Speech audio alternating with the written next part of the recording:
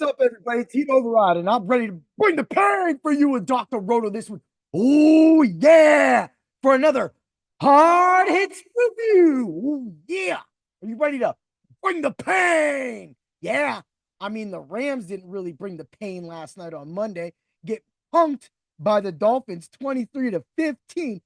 What's up, guys? What's up? Hordes up. I mean, we should have been able to beat them. We did not. This is one of those games you got to win. Now, next week, are we going to do the same thing with New England? We're just going to let New England run down our throats?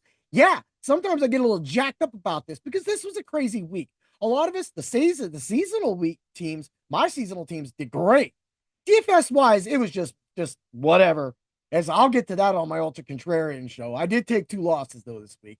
So I'd say that I finally got to fall off my tree. Woo, boom.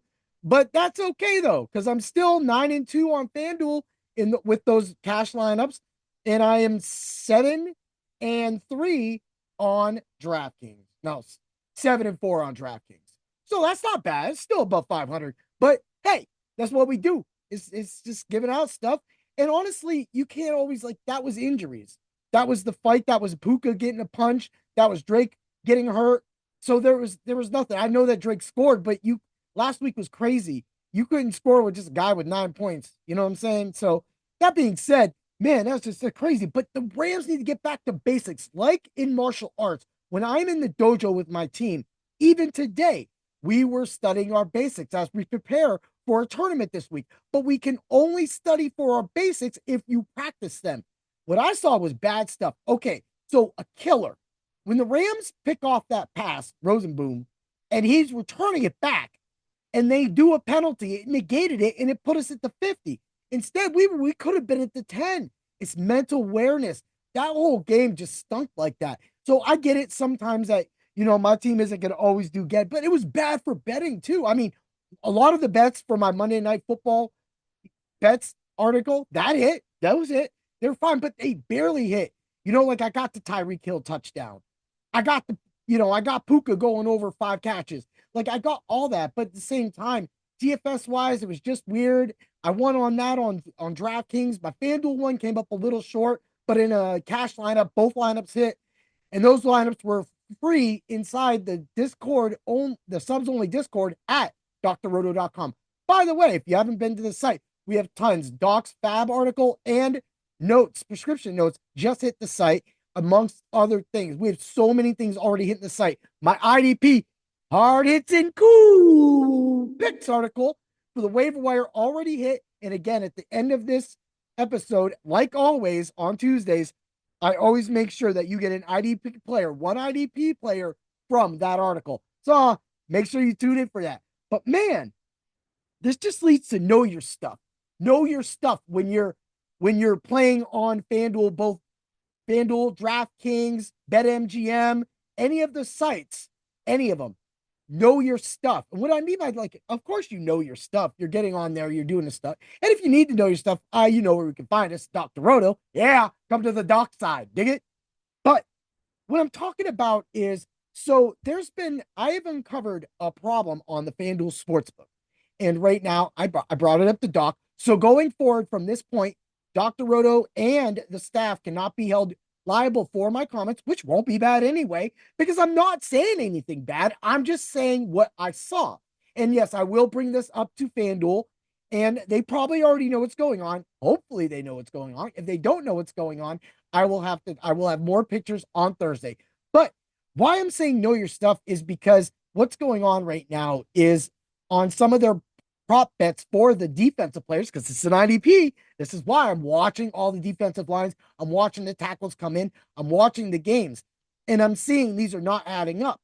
So I noticed this last week on Thursday with Jermaine Pratt. They had Jermaine Pratt at 15 tackles, but at the time he only 7. But they were offering a number of 8.5, 9.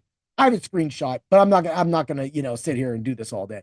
So I was I thought that was really weird. I was why would they offer a bet? That's always already thing. I was and there's no way Jermaine Pratt has 15 tackles at halftime.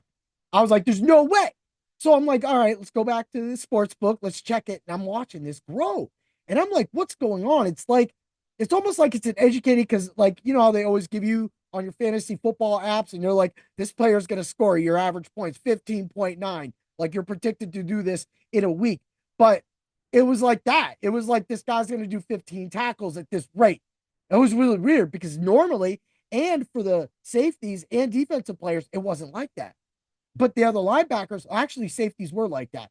So it's like they're adding a couple, and it looks like the bet already hit.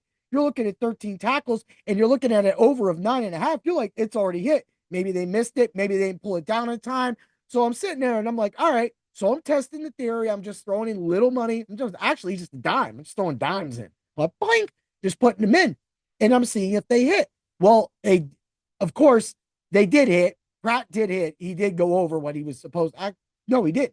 So when I went back to check on Thursday, Pratt didn't hit. But during the game and the next day, they were hit, which actually this happened to the player I'm going to highlight at the end of this podcast. Last night for Miami versus the Rams. It all comes together. That's what we do. That's why we always have the right prescription at Dr. Roto. Yeah, we're kind of experts at this thing. But that being said, at the same time, we're sitting there. Sorry about the grammar thing. We're sitting there looking at it, and I'm like, I know this bet isn't going to hit, but why are the tackles so bloated? Why is there so many tackles? Why is it saying 16 tackles? So, okay, I'll give you a little preview. My IDP player that I'm going to cover is Anthony Walker Jr.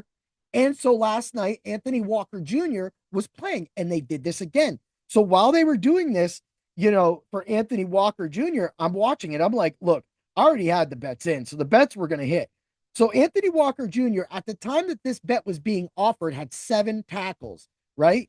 So this is all factual. This is all good. Had 7 tackles, but they were handing out an bet for 9.5 tackles. Now this is 5 minutes, 32 seconds left in the third quarter.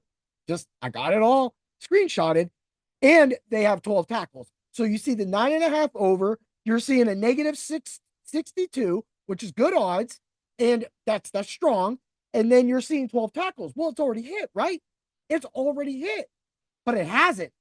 So if you don't know your stuff, you don't know your stuff, you wouldn't have known that guy. So a normal person could come in and throw $100, $200, $1,000 saying, hey, they must have missed something. This is something. I'm going to throw $1,000 on this. Then throw $1,000, and then the bet doesn't hit. Well, then you're ass out of money. Then you did it. But whose fault is that? Whose fault is that? It's just something I found. It's just something I found. So like I said, with Anthony Walker, I was able to hit. With Jermaine Pratt, Jermaine Pratt was 8.5 at the time, and they had him at 10. So this is the same problem for the Thursday night game and the Monday night game in the past week. So, I'm always hounding. So this just started. It's probably a glitch that they don't know. So FanDuel, if you're watching this podcast, you probably should, or I've probably already reached out to you about it, that you got to fix that. Because honestly, somebody like me, I knew what he had, Anthony Walker Jr. I knew what Jermaine Pratt had at that time, but it wasn't added up, and somebody else won't. They may not think to go do it. They're just going to think in the moment that they're going to go, oh, I'm going to cash this money. I'm going to hit this money before this bet gets taken away. But the whole game, it just keeps rising and rising. You got to connect. You got to fix that. But anyway, I just wanted to bring that up. And I bring that things up like that right there because I am the IDP hero. That's what I call myself. I found out the injustice. Oh, yeah. And I saved you from the day before you make that. So all my subscribers did not go make those bets because I just felt that was a shot. Now I did so that I could have people. So if people say that I'm crazy, well, I got the screenshots and I have the bets. And I have screenshots of the bets before they get taken away because as the Pratt one, you know how they show, 9.5 and 12 over here, right?